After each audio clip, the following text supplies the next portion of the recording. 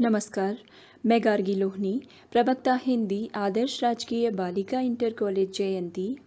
आज आपके सम्मुख कक्षा 12 की पूरक पाठ्य पुस्तक वितान भाग 2 में संकलित प्रथम अध्याय सिल्वर वेडिंग लेकर उपस्थित हूँ, जिसका तात्पर्य होता है शादी की 25वीं सालगिरह। सिल्वर वेडिंग पाठ के लेखक हैं मनोहर श्याम जोशी। पाठ को प्रारंभ करने से पूर्व प्रस्तुत पाठ के सार को हम जान लेते हैं। यशोधर पंत, जिन्हें कहानी में वाईडी पंत कहकर भी संबोधित किया गया है, सरकारी दफ्तर में सेक्शन ऑफिसर हैं। वे दिल्ली में गोल मार्केट में रहते हैं। पुरानी विचारधारा के समर्थक हैं। इस बात को ध्यान में रखना है कि यशोधर बाबू पुरानी विचारधारा के समर्थक हैं, जबकि उनके परिवार के सदस्य आधुनिक विचारधारा के समर्थक हैं। इसी कारण से उनमें मतभेद हैं, अर्थात यशोधर बाबू और उनके परिवार के सदस्यों के बीच मनमुटाव की स्थिति पैदा होती रहती है। कारण यशोधर बाबू का पुरानी विचारधारा का समर्थक होना और जबकि उनके परिवार के सदस्यों का आधुनिक विचारधारा का समर्थक होना, यही उनमें मनमुटाव की स्थिति पैदा कर देता है। आगे देखते हैं। यशोधर बाबू वाईडी पंत का परिवार, अर्थात उनके परिवार में कितने सदस्य हैं वो हम देख लेते हैं। यशोधर बाबू की पत्नी आधुनिकता के रंग में स्वयं को ढाल चुकी थी। यशोधर बाबू की पत्नी मातृ सुलभ मजबूरी के कारण स्वयं को आधुनिकता के रंग में रंग लेती है, लेकिन यशोधर बाबू को अपनी पत्नी का मॉडर्न बनना बिल्कुल पसंद नहीं है। तो वे अपनी पत्नी के मॉडर्न बनने पर उसे शाइनल बुढ़िया, चटाई का लहंगा या बूढ़ी मुँह से लोग करे तमाशे कहकर उसका मजाक बनाया करते थे। यशोधर बाबू के बच्चों की बात यदि की जाए तो उनके 3 बेटे और 1 बेटी थी, जिनका संक्षिप्त परिचय इस प्रकार से है। बाबू का बड़ा बेटा भूषण 1500 रुपये प्रतिमाह पर विज्ञापन कंपनी में काम करता था। उनका दूसरा बेटा IAS की तैयारी कर रहा था और तीसरा बेटा छात्रवृत्ति लेकर अमेरिका जा चुका था और बेटी डॉक्टरी की पढ़ाई के लिए अमेरिका जाना चाहती थी और विवाह हेतु कोई भी लड़का उसे पसंद नहीं आता था। अब हम पाठ को प्रारंभ करते हैं।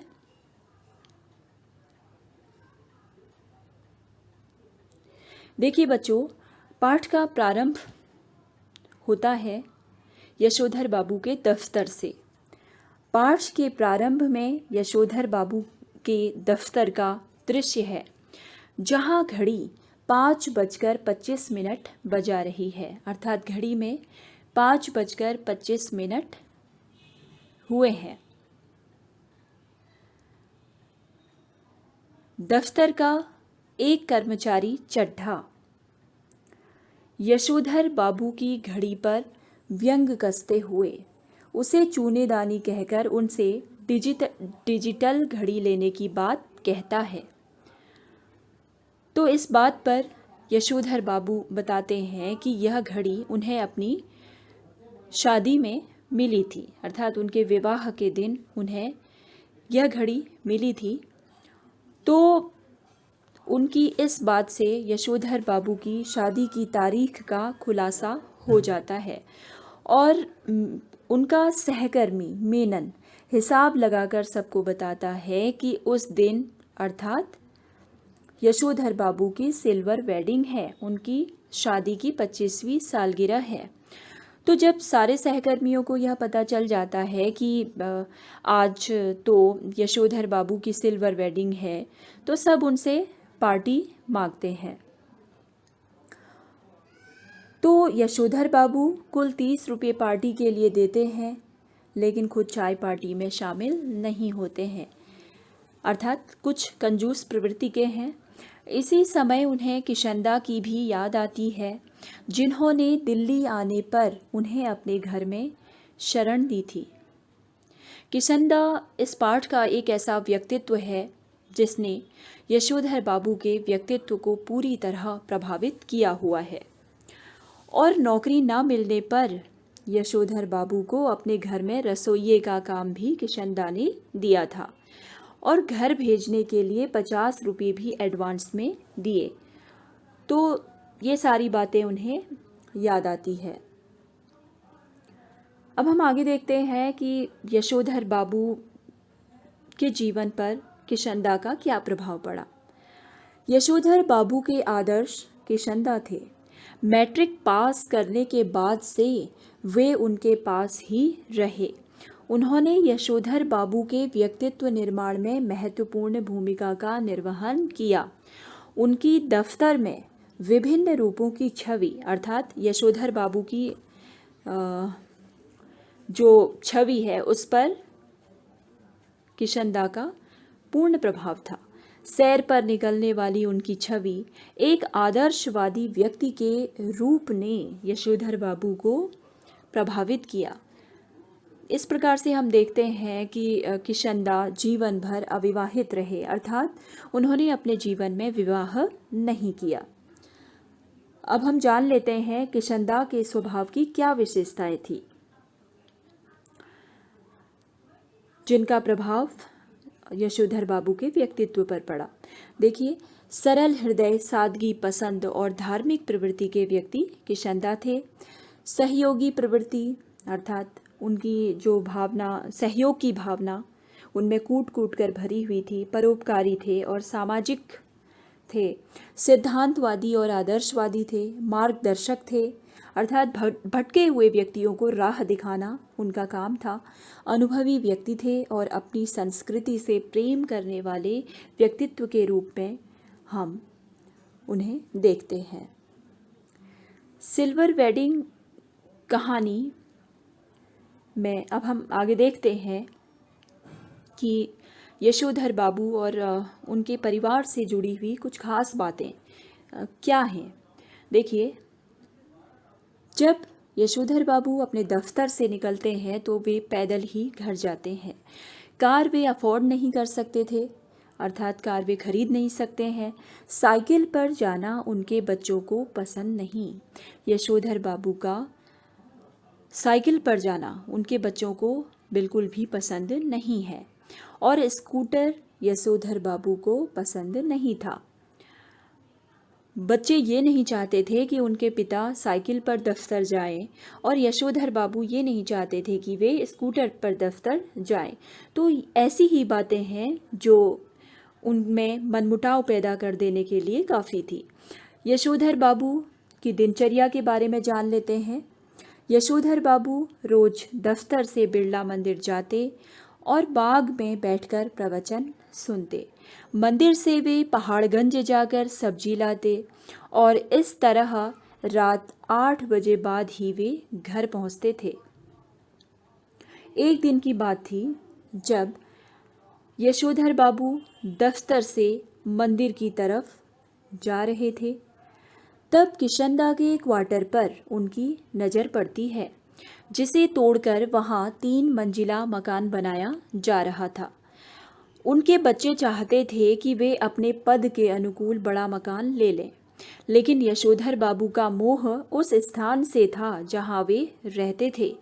वे उस स्थान से कहीं और जाना नहीं चाहते थे। अब देखिए, यशोधर बाबू के बच्चे अपने पद के अनुकूल चाहते थे कि वे एक नया मकान खरीद लें, लेकिन यशोधर बाबू अपने उस स्थान को छोड़कर कहीं और नहीं जाना चाहते थे जहाँ पर उनका मकान था।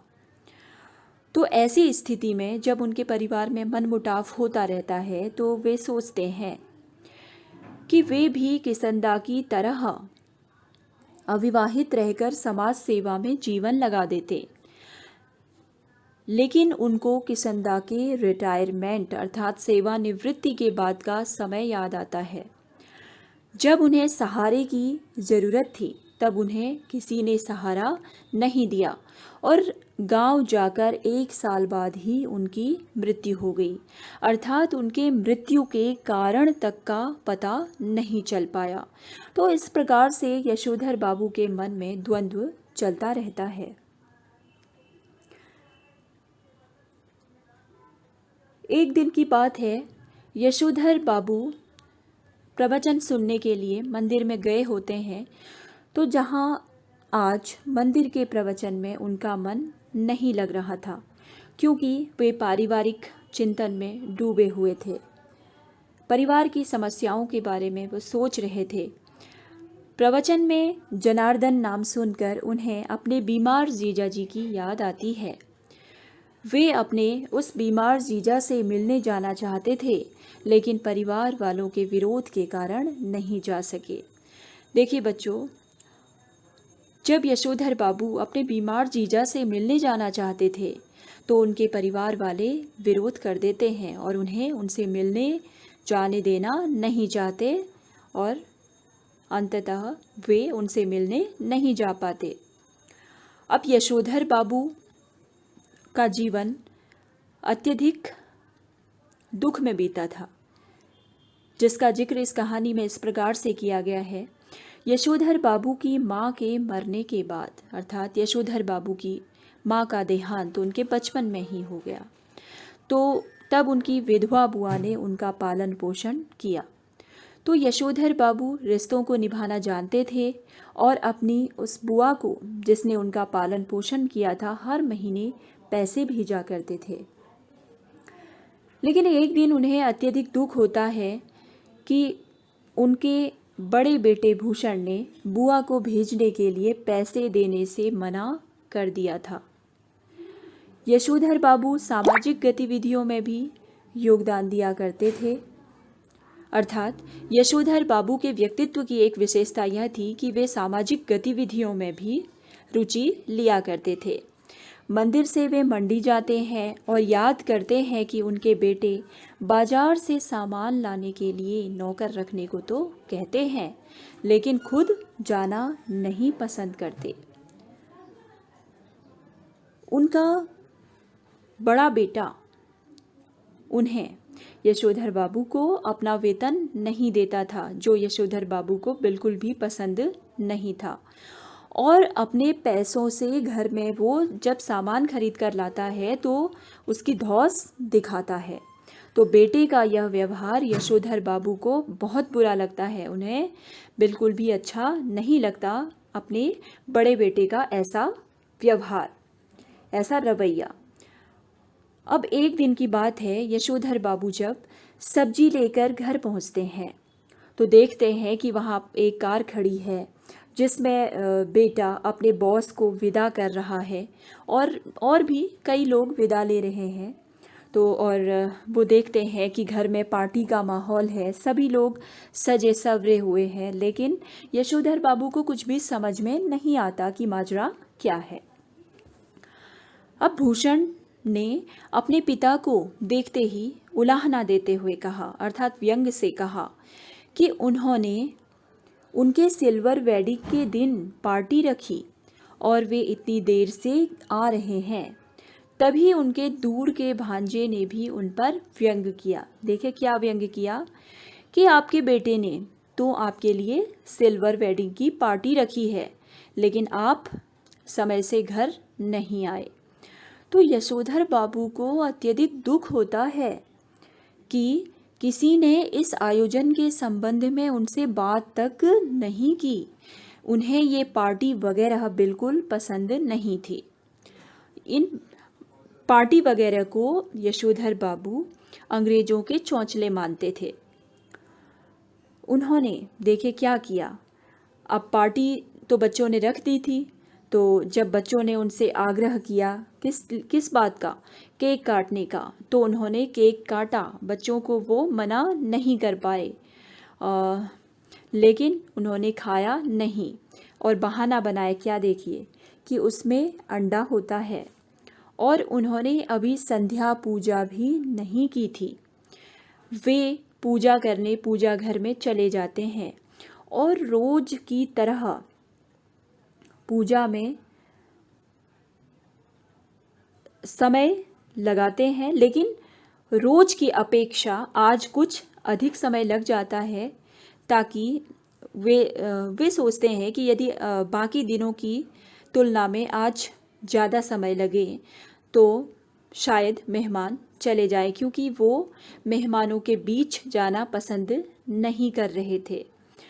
पूरी कहानी में कई जगह की तरह यह आयोजन भी समहाउ इम्प्रॉपर ही था, अर्थात यह पार्टी वगैरह यशोधर बाबू को उचित नहीं लग रही थी। अब देखिए, जब यशोधर बाबू घर में पूजा कर रहे होते हैं तो उस समय भी उन्हें किशनदा की ही याद आती है। तभी उनकी पत्नी उन्हें बुलाती है, तो पत्नी के बुलाने पर वे बैठक में जाते हैं, जहां उनका बड़ा बेटा उन्हें एक ऊनी ड्रेसिंग गाउन गिफ्ट करता है और कहता है कि वे उसे ही पहनकर सुबह दूध लेने जाया करें। अब देखिए, ये बात यशोधर बाबू को चुभ जाती है। क्यों? देखिए, लेकिन यशोधर बाबू को यह बात चुभ गई, क्योंकि उनकी अपेक्षा बेटे से यह थी कि वह गाउन गिफ्ट देने की बजाय उनसे कहता कि वह उनकी जगह दूध लेकर आया करेगा। अब देखिए, उनके बेटे ने ड्रेसिंग गाउन तो अपने पिताजी को गिफ्ट किया, लेकिन उसने यह नहीं कहा कि वह स्वयं दूध लेकर आया करेगा। तो यह बात यशोधर बाबू को चुभ गई।